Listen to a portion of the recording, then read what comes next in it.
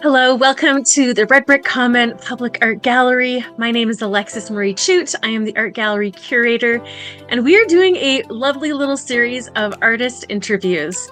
So, this is a special opportunity for us to get to know four different Alberta based artists, discover about their art practices. How do they make the work that they do? What was their journeys like to get here?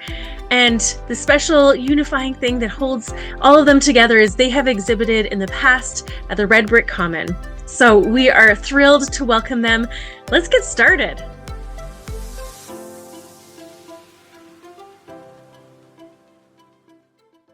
Welcome to another artist interview at the Red Brick Common Public Art Gallery. I am so thrilled to be here with Tope Akindele. And before we dive in, I just want to acknowledge the land that the Red Brick Common is located on as Treaty 6 territory. Here you can see the neighbors that we have, the reservations and the communities that we want to specifically acknowledge. And I take personally, I take the land acknowledgement very seriously. And so I want to celebrate the cultures and communities that have been here for many, many hundreds, if not thousands of years, and thank them for allowing us to be here and to live and work and play in this territory and on this land. So thank you so much. Okay, so welcome to this artist interview. I am super thrilled as I have got to know Tope over the years. He is now who I consider a dear friend, and so I'm super thrilled to be able to greet him and welcome him here and open this opportunity for us to learn about his work. So, Awesome. Tope, do you want to just tell us like a little bit about yourself before we like dive into some pictures? Yes, definitely. Thank you so much, Alexis. And thank you for this opportunity once again, just as you always do. Um, I've been doing photography for quite a bit now. We can say over 15, 20 years. But, I've been doing the more commercial side of photography for events and weddings, general festivals and stuff like that. But recently, I decided to do more of being a creative and creating more work that could be more engaging than the regular thing that people shoot at events. Everybody nowadays have a cell phone. They take pictures, and everybody have access to cameras. They consider themselves a photographer. So I'm just trying to a little bit, step away and differentiate myself from your Yeah. average camera slinging individual around there. So, and yeah, it's been a wonderful experience creating work that's, uh, you know, good or possibly uh, been exhibited and shown off at events and also at some, invited exhibits as well. So it's been an awesome journey so far. Awesome. Well, we are so glad you're here. So, I do want to share with people how we met. And I really think that um, you did something really amazing. Do you want to tell the story or do you want me to? Okay. I think I can tell it. I know you might be able to tell it better because a lot of things happened to me that time like a flash. It just happened that I was actually scouting around looking for galleries, looking for, art curators to work with and to be able to show some of the work I had at that time as an ACB artist, which was challenging. And because I just felt, is it because I didn't grow up here? My network is not as large as other people and stuff like that. But, and I've not seen a lot of ACB artists, or let me even say black artists or photographer that, have their works exhibited. So I kept on calling different, galleries, different art owner kind of shops and stuff like that to see if they could connect me. And I kept getting no. I kept getting, oh, well, booked up for the year. Well, booked up for the next 2 years. I'm like, 2 years? Okay, we don't even know when you do your casting calls and stuff. But I just kept calling. I would go on Google, check out the names, and I came across Alexis. I said, okay, I'll give this a shot. It was just I think it was Facebook or something that I saw. And I saw a number there, and I just called the number.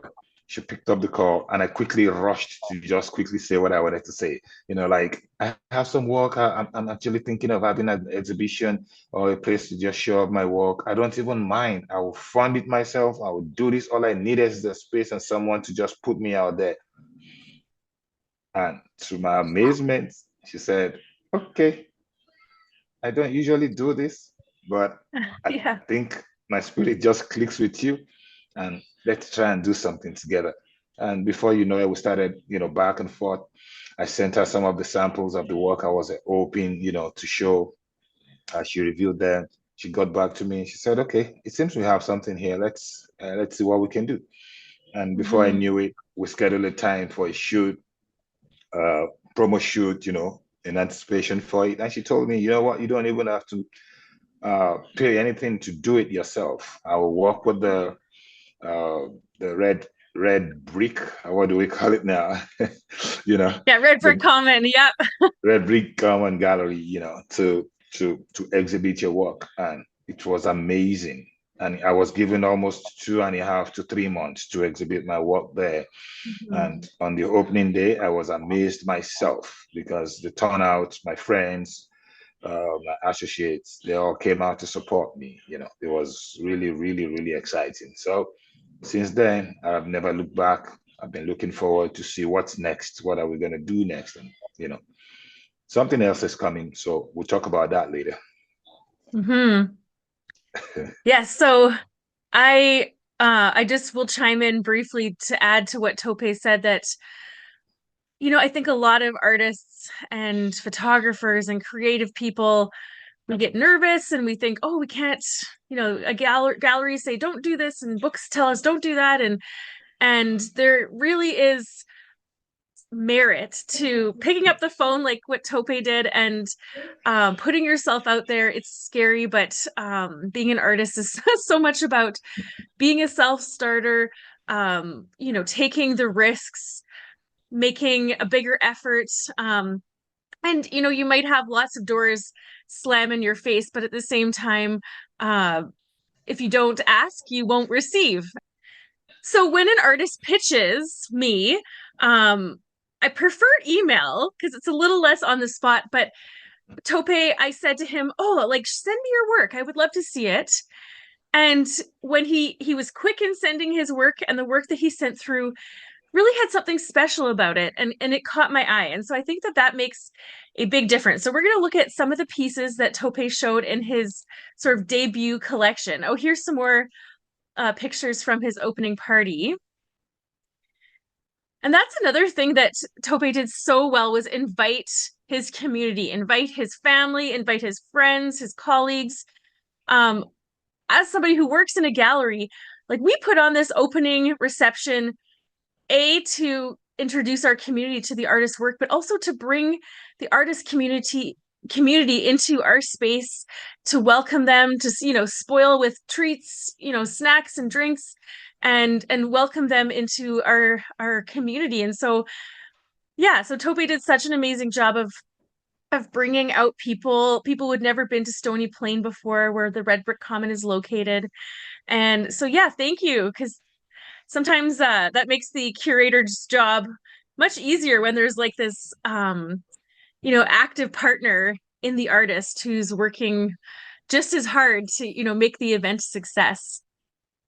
So why don't you like tell me a little bit about your past work and sort of this is I know who this person is in this picture, but um so it holds an extra special place in my heart.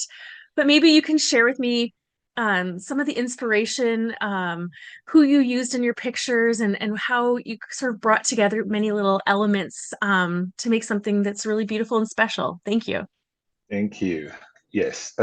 Like, this image was one of the ones we used during the exhibition at the Red Brick Common, the Light and Darkness exhibition.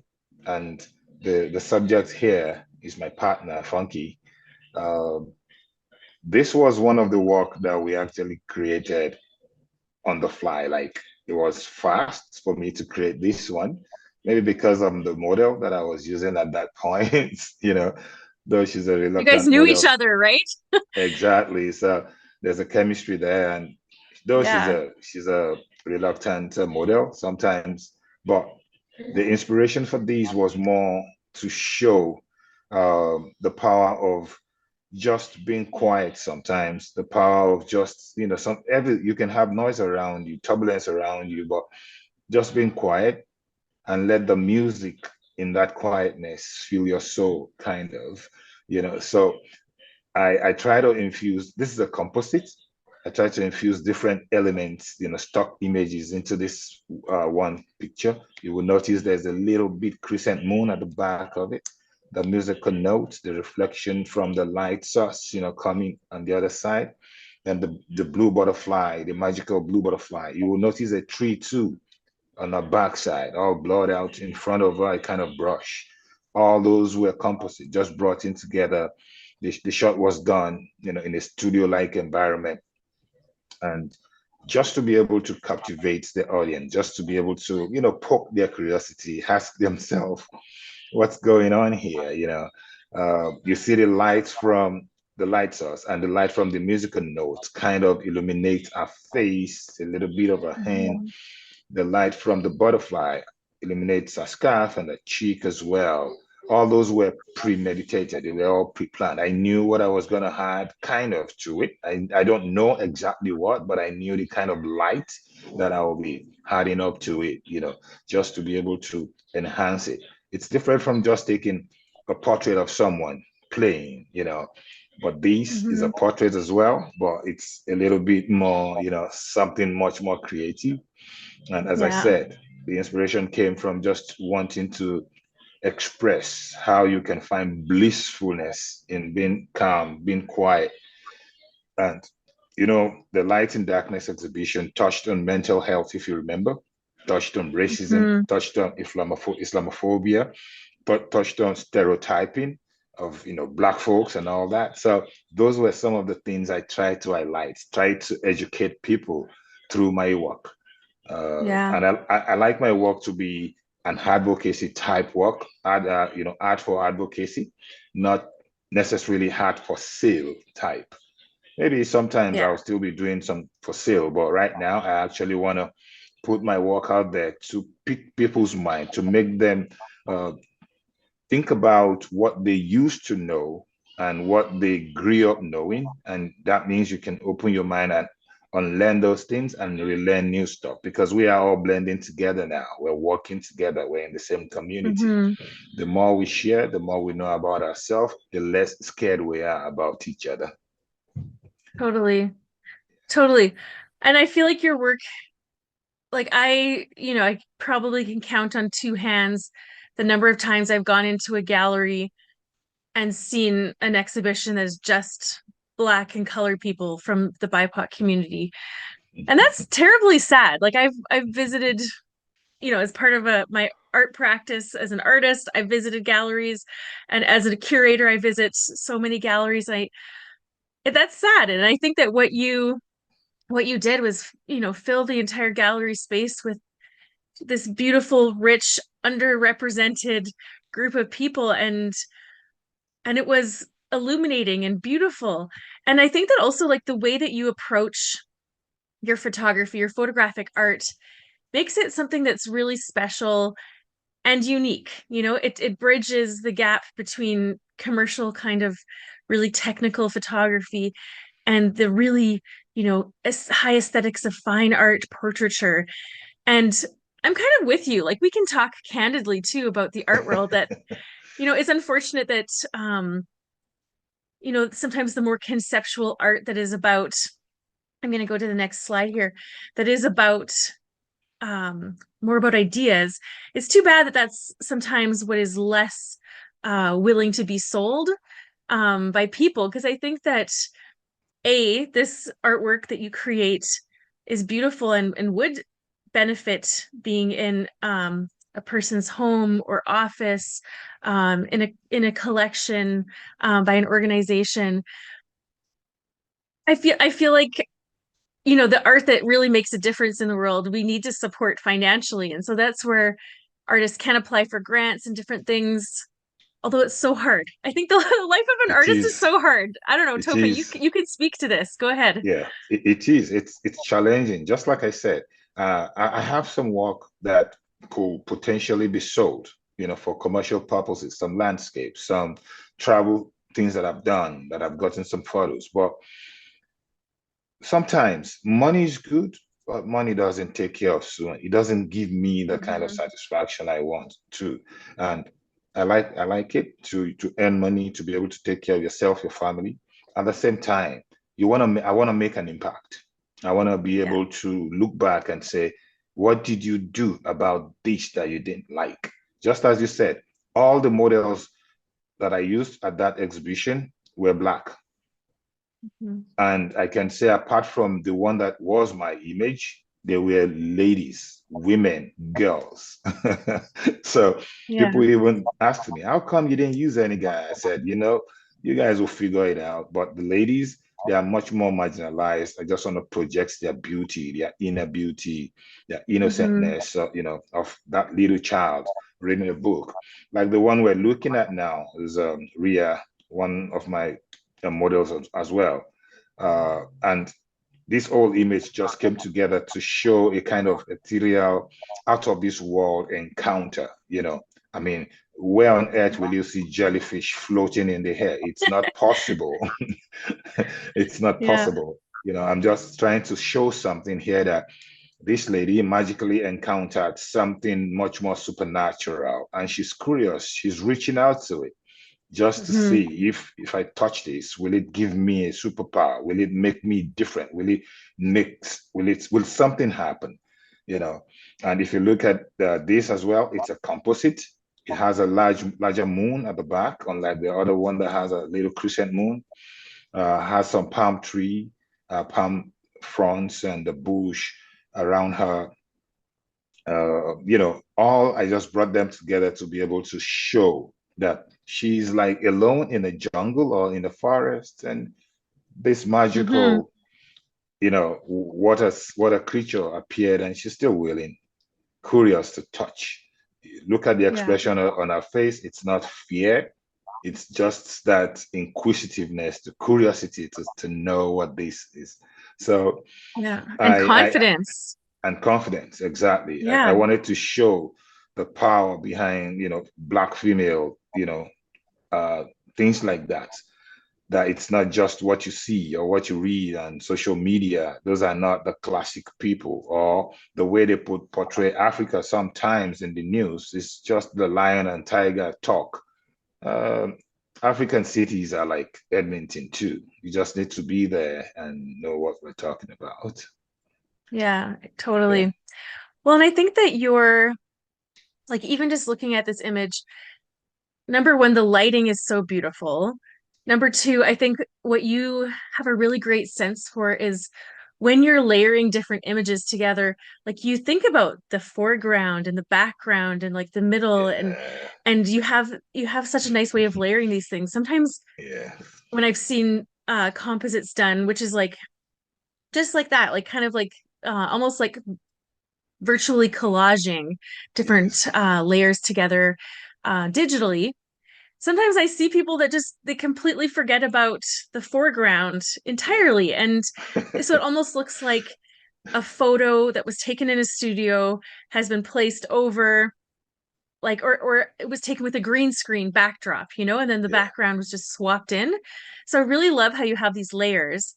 And I think what all these technical skills that you bring to your work, what that does is it creates almost like a level of believability where I'm looking at this, I'm like, she's there, even if it's a fantasy world, like I'm there as the viewer Yes. with your work. And I think you've captured this sense of magic and wonder that many people lose from when they were a kid to when they grow up. And I think Yes. that's just like, it's so magical. Like, it's so special to be able to capture that. And even with the kids, like, I don't know, you have the lighting and like, do you want to tell us about this one too? Yeah. For this one as well, it's another composite, and it's part of what we used for the light and darkness exhibition. Similar idea of having light reflect on my subjects' faces, fabrics, and all that. you notice the blue butterfly in front of her kind of shines on the forehead as well. The one at the Yeah. back, kind of turns into a little bit of greenish. I was trying to mirror the northern light kind of. I see the northern light has a bigger effect on that side. And the other subtle butterflies flying up from the brushes too, and the one that is kind of disseminating above her.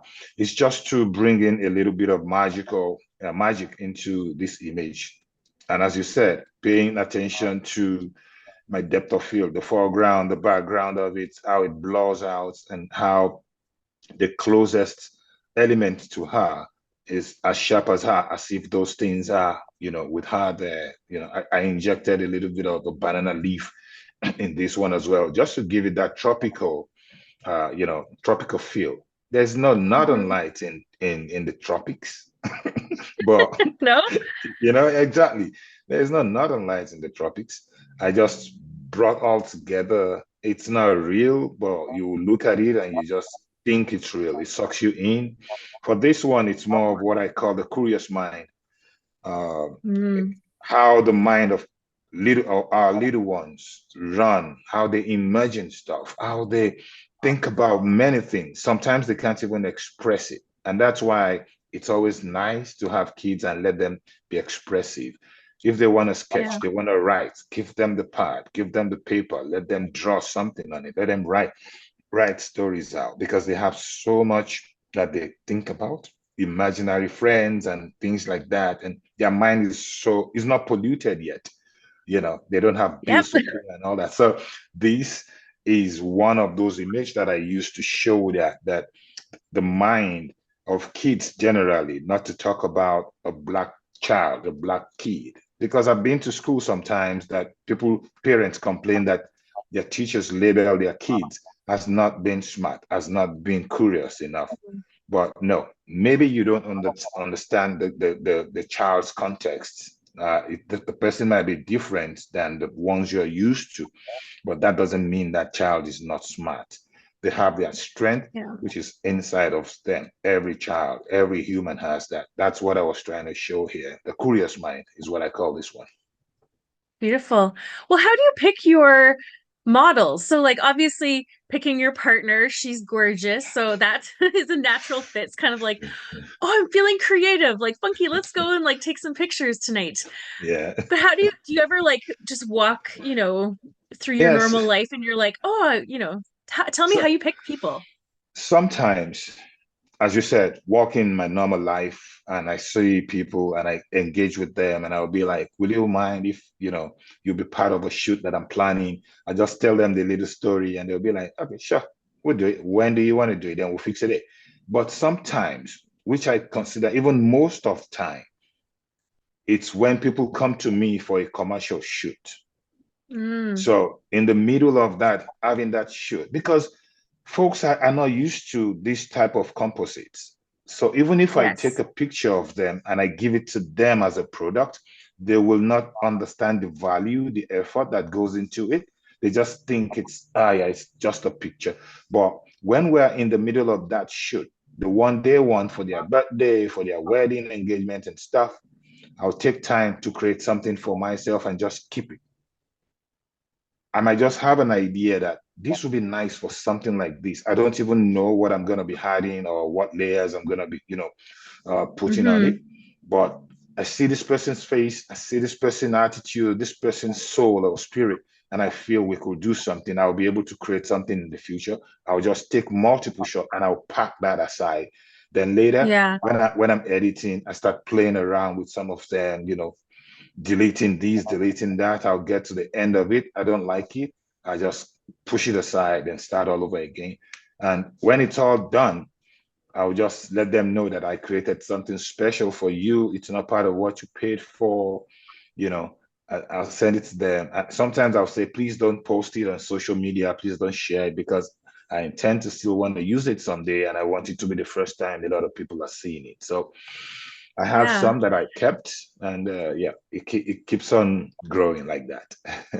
So what happens when you send people, like, oh, they come for family photos and then you send something like magical like this. What is their response? Some like it, just as I said, some don't know. Some don't know the value. They don't know the effort, the work you put into it. They see it as something nice, but they don't get it that much. The Yeah. excitement might just be, okay, it's nice. It's not, wow, how did you do that? This looks different. Why didn't you do more of this for me? Stuff like that. Or I Hmm. want these to be blown up. I want it in my house. They don't take it extra like that. And basically, maybe some people don't appreciate art too that much, or they don't Yeah. just understand art too that much. And art is relative as well. Sometimes some people will see some artist work and say, this is not beautiful. This is not smart. What do you mean it's not beautiful? It could be an abstract work. And what you call beauty or beautiful is relative. For you, it might not, it might be intriguing to someone else. So I've shared these with a few people that they loved it, but they will only say things like, oh, beautiful, I like it, thank you. And if you notice again, most of these shots, they are very dark. Hmm. They are not like the conventional studio brightness, where every fabric is showing. They're dark. So I don't think some people, they've ascribed darkness to melancholy, Yeah. to, something that is negative. So they might want to pass on Well, so speaking to what you just said, I really think that this is where we need to do things like this, where we can educate people, right? So having these kind of conversations and talking about like, oh my goodness, all the little thoughts and details, like the blue butterfly and the blue light in the hair and the contrast, the light and darkness within the images, how many steps you take. We together, you and I made a really awesome little short documentary where you made one of these as I watched and did it time lapse. And it. like the amount of work and thoughtfulness and like being present and aware and making really critical decisions, that sort of thing is so overlooked. And so I think it's awesome that we can have conversations like this and create videos like the one we did together previously. So tell us about Yes. this work. Like This I one, love this one. yeah, this one is my self-portrait. And when we first met, when I showed you some of my samples, I said something. I said I love dark photography. I like light painting a lot because it's just different from the regulars. It's just different from I took my camera and I'm just pointing and shooting. This particular one I created as, the theme of the last exhibition, the one we had at the Red Brick Common, was light and darkness. And it was aftermath of COVID, trying to tell the stories of what happened during COVID and how people felt. This one was one of it. Because of the isolation, a lot of people went into either news or social media, on their phones all the time. And so much negativity is flying around too about that time. So if you look at these, the the the the, the subject in it is kind of feeling exhausted, feeling tired, and trying to just figure himself out. And we have all these social media um, platforms icon all around his mind, his head, the Facebook, the Instagram, the Twitter, the Snapchat, things like that all around his head. And if you see behind him, we have that battery that says 1% left. Is drained. This subject is drained from the barrage of information, misinformation, so much things on social media that is not healthy for his mind, and it drains him. I think I Mhm. named this one Alterverse, something. Alterverse means an alternative universe. Social media is an alternate universe. It doesn't really exist. The people on it might be people sometimes, might be bots sometimes. It's not real life. It's just you altering your normal state to want to be in this fantasy world. And if care is not taken, Yeah. it sucks you in, it drains you. When you come back to your real life, you can't function properly. So that's the story I was trying to do here. What I did was just to put the light on the other side of him and have the blast. on it, and that gave the silhouette of the white lines around the subject, which is a form of light painting. Yeah, it is so beautiful. And even the next one, here, like Hmm. I see you have such dramatic lighting.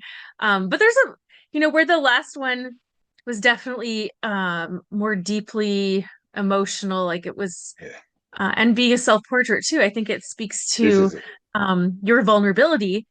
But this one's definitely got a cheeky edge to it, hey? Yes, that was something I used to freeze time for COVID. I'll remember these for a very long time. I'm sure my kids, when they grow up, they'll see these. They'll remember the pandemic for a very long time, and this image will keep that memory as well. And if you remember, we have that keep your distance, social distancing thing going on at that point. The reason I used this T-shirt was when COVID started and they were talking about social distancing. When I'm walking on the sidewalk, people step away, like you're approaching them, they step away.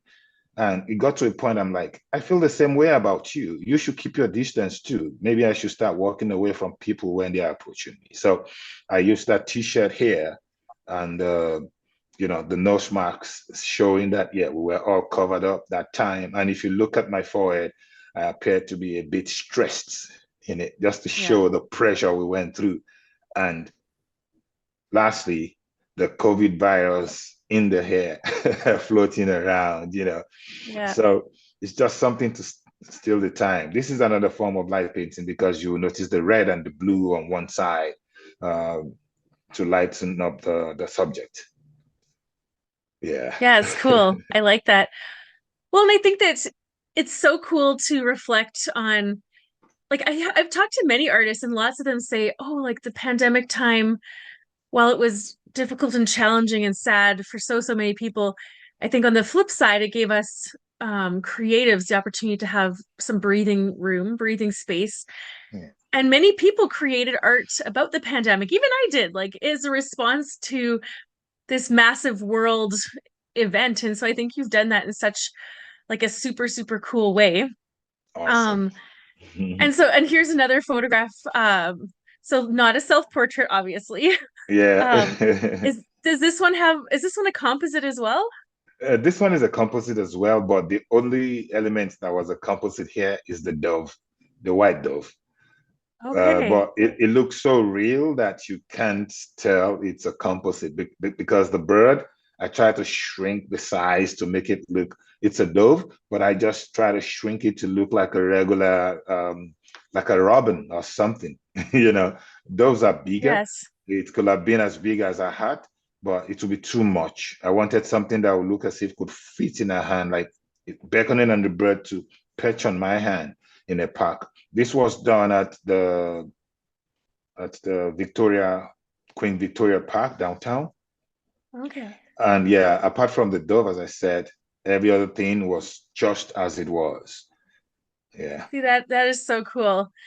And this one, like, if we look back, there's you can definitely represent dark subject matter, but you do hope just as beautifully. So awesome, Tope. Like your work is so dimensional. Have you done more of this sort of thing since we did the exhibition at the Red Brick Common? Yes, I have a few, but I rarely share. I rarely post them on my Instagram or stuff like that because I might want to use it some other time, and I just don't want people to get used to seeing them. I participated in one exhibition last early May. Jabulani Festival is an ACB festival for Ribbon Rouge Foundation. It was awesome. So I gave them, I think, four of my work. This one was one of it. The first one, the Funkies one, was one of it as well. The one with the jellyfish was one of it. And the Curious Mind, the little girl with the so much butterfly around her, was one of it. So the four was what Mm. I exhibited with other Black and Caribbean artists. It was Yeah. a beautiful show at the Roxy. Can you tell us what Ribbon Rouge is? Ribbon Rouge Foundation is a not-for-profit that spotlights they try to talk about the equity and imbalance in social and health related issues for Black folks, I can say ACB folks within Alberta. So initially, they started off by shining the light on HIV/AIDS a lot, but recently they've progressed further just to be able to show things about the inequalities in housing, in health provision and access to health for ACB and Black and Caribbean folks. So the work they do, and that's why when I exhibited, I showed Black models still, and I showed the stories of some of them. Like this one is one I created to debunk the stereotyping of Black people that they don't read. So this one, I just want to show that they do read. And this is a little girl curious about reading. And when she opened the book, some magic knowledge just flew out, and she was intrigued by opening her mouth. So they have a story, they have something to pull you in. Then you want to ask me why, how. Same thing. This was created as if it was in a jungle, but this more is a jungle, a North American jungle, because on the other side of her, you will see some pine trees. Pine trees only grow around here. So Okay. But it's cool you're thinking about like those little details, yeah. of like the foliage. I think that's really special. So Tope, like tell us about some of your new work. Okay. I have a new exhibition that I'm working on, planning with a few, not-for-profit organization. This time around, we want to spotlight and shine the light on alopecia and tell the story of people living with alopecia, how it impacts them, how it impacts their families and friends, and how it potentially impacts the larger community as well. As I mentioned, reflecting on some of my other work, I said always want to be a champion for a cause, just advocating for something. So this time around, I want to spotlight alopecia. I know there was this situation maybe 2 years ago when Will Smith slapped Chris Rock on the stage, for making fun of Jada and the loss of hair and stuff like that. Yeah, that's it. But we don't want that to cloud the real talking about it and make people know, because what I feel is the more we talk about this particular medical condition, we're normalizing it. It reduces the stare and glare that people give these folks when they walk on the street. Mhm.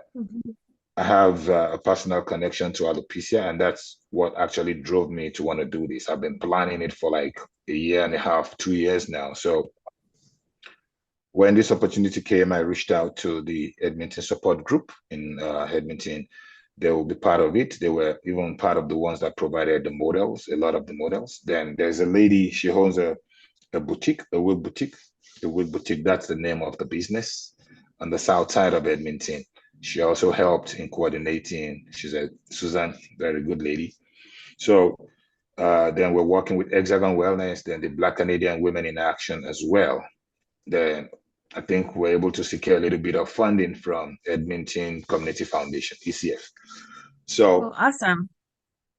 we're going to be telling stories of folks living with alopecia. That's awesome.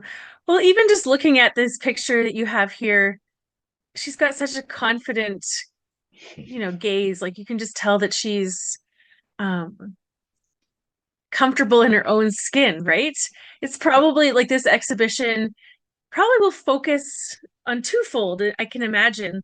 Like one, you're celebrating these beautiful people who, are choosing to put themselves out there, right? With all their beauty and unconventional sort of style and approach. But I think probably on the other side is such a huge opportunity for this exhibition to challenge viewers. So people who are coming to see this, what are we comfortable with, and what kind of conversations can we have as a result of this? Like I think a lot of people get uncomfortable with uncomfortable Mhm. subject matter, but it doesn't mean we shouldn't have these powerful conversations, right? Yes, that's true. And that's what we aim to start. That's what we aim to continue. Because we've not even had the first one.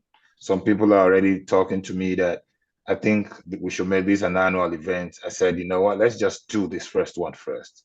Then we'll pick it Yeah. from there, and we graduate it from there. These ladies, as you said, they put themselves out there. And the name of this exhibition is called Beautifully Bold. Beautifully bald. Yeah, Beautifully Bold. They are bald, but they are beautiful, Yes. I think because you that's don't, totally right.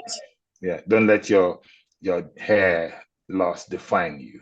You can still look beautiful even without it. It might be hard, Exactly. challenging, but we want to normalize it. That even some people that have hair could just walk into the salon and have it shaved off for a little bit, be natural. Then they go on again to grow if they want to. But as we are with this one, we just want to make sure we keep the conversation going so people stop staring, Hmm. because we have young kids too that are impacted by this. They will go to school. Some of the younger kids don't understand what this is. They tease them, they make fun Yeah. of them, and that could be so heartbreaking for those little ones who can't handle stuff. For the elderly people, they are matured enough to be able to understand and manage certain situations. But for the young ones, it might impact them and they don't want to go back to school. So we don't want that. We want to talk about it so that when the kids sees someone, a little kid that has a similar thing in school, they will get it and be able to say, yeah, this is a medical condition, just like we have any other type of medical condition. You don't have to Hmm. make fun of them. They didn't choose it. It chose them. Yes. Well, and it must be so empowering for these people that you choose and that you're photographing to just own it, right? And Yes. now, actually, because I've known you've been doing this project for a while, even every time I see or meet somebody new with alopecia, I'm just like, oh my gosh, I know this amazing photographer. You should get in touch with him. And because I think this is such a special opportunity to have your photograph taken and to feel special and to be included in something like this is so wonderful. And I see how Yes. these pictures connect to your other work in just in the way of your beautiful ability to control and use light to just make people come alive. Like I think this is Yeah. so gorgeous. Yeah. She looks And so genuinely happy. yeah, all You've done these so well. photos, they are still raw. Thank you. They are still raw at this point. Once the edit is complete, I know it's gonna look even way more stunning. So I told them, I said, you will see how beautiful you are when the work is done. And I'm keeping it away from them. I don't want them to see it yet. So they're gonna see it and experience it like any other person, when the time is right. And we're just Yeah. gonna, enjoy it together. My hope is once the exhibition is completed, I'll give the big, prints to the models, and they could just hang it up in their houses. Yeah, I think that's such a nice gesture too, like a nice way to say thank you for your time and yeah, to be so vulnerable with you, right? exactly. Yeah. Can you tell us about this one? How did she decide the poses, or do you like guide and instruct your models Yeah, on how to pose? I did actually guide it, all of them that participated on the day we had the shoot, because I wanted something to tell story. At the same time, I don't want to take away from the story of alopecia itself. So the focus is not on posing the normal way people pose and all that. Mhm. I want No, it to no, be like, very, yeah, yeah. just very simple. And if you notice, their makeup too was very light. I Hmm. want it as simple, as natural as possible. And I just said, you know what? And some of them will look similar that day. Their poses will look similar. Not to worry, but the people in the images are different. Their stories are different. But I just want that to be something uniform, that no one is much more beautiful than the other. When people are Hmm. appreciating the work, I want it to look similar, kind of. So I gave them Yeah. some series of poses like this one, as if you're meditating. The other one that you showed, she was smiling. There's another one. It's Yeah. she was smiling and looking up, like, yeah. This one, she closed her eye, smiling, still feeling satisfied and beautiful, and I'm just Yeah. loving it. So I have all these, and I've not decided on the final one yet, final ones. But as I said, they will look, you will see something like this. You'll see something like the other one looking to the right or to the left. But I don't want to take out from any of them and make one image look so much beautiful than the other. No, they are all gonna look beautiful. Hmm. Well, this sort of reminds me of another exhibition I curated for the Red Brick Common Public Art Gallery that was called Body Beautiful. And it was a celebration of wrinkles and stretch marks and like, Mm, more mm, often than not, we have men that are showing, mm, big bald spots. mm, Um, but mm. here, so you're celebrating each person's uniqueness, which is so cool. Is this the only project that you have on the go right now, or are you also doing putting your fingers in a few other pies? This is the main one for now, but I'm layering something on top of this because once the mount and all the other little details are completed for this one, I'll be able to now start transitioning into the next one because I'm hoping to be able to show my work at one big, there's a big art show annually that usually happen. 5 artists, one love. I'm hoping that I Mm, could get into that show this year if I'm able to. Then I'll be participating in that one. I'll use some of my old clicks and I'll use some new clicks as well. And awesome. I'm already planning for next year. I want to do something for racism. I want to do something for anti-Black racism. I want to do Yes. something for emancipation. You know, I want to do Well, something let's for, collaborate. I would let's love do that. to. Okay, Let's let's do it. collaborate. Something I for I find that. that you always have so many ideas. And Yeah, I think that your ideas are so timely and important. So let's whatever I can let's do to help and support, please let me let know.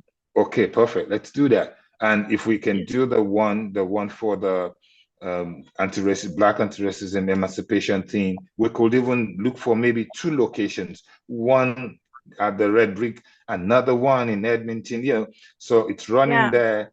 After that one closes, we move to another one. But I'm really thinking around the concept that I'll use for that, so that I can get as much as 15 different work around that. But yeah, I'm really, really, really conceptualizing at this point. Once I'm done with this one, I'll have my concept well, documented, and I can start now shooting those ideas. So Tope, the very last question I have for you is what advice would you give to a younger or an emerging photographer, photographic artist? Like what would be the advice you wish you had received back when you were just getting started? Keep learning first. Just keep learning from other people. Um, some people used to say there's nothing new under the sun. We're just reinventing them. All the things we think we're doing right now that we think they're so new. People have done it before, you know, but maybe in a different context or a different place. So just keep learning. What you're about to do has happened before. You can go and check other people's work, in the archives, in their gallery, in their, portfolio. You will get inspired, and you can pick one element here, another element here. Um, don't be scared of people criticizing your work as well. And if you don't want to show it, it's okay, like me. And if people criticize my work, I just take it like a pinch. That yeah, maybe they don't get it, or and sometimes they don't just get it. They might not get it. So don't let people's opinion drown you. Just keep doing what you feel convinced and it makes you feel good. As long as it makes you feel good, just keep doing it. If they don't appreciate you immediately, when they see your consistency, they will surely know that there's something there. So I'll tell them, be true to your vision, be persistent in your effort. Um, you will get so much rejection. If you're trying to put your art out there, people will criticize you. But resilience is the key. Just as I said at the beginning, Hmm. myself meeting Alexis was based on the fact that I never stopped at the no's. I just kept going. I kept going. Yeah. And I was lucky enough to get a yes. And now we're friends. She's Hmm. helped me a lot in some other areas, and anytime I need, I call on her. She will always be like, okay, let's do this, let's do that. So Yeah. just keep putting yourself out there. Don't be don't be afraid. Don't be shy. People tell you no, they tell you your work is not good or they criticize some piece of it. Take it as an advisement and add it to what you know and keep going.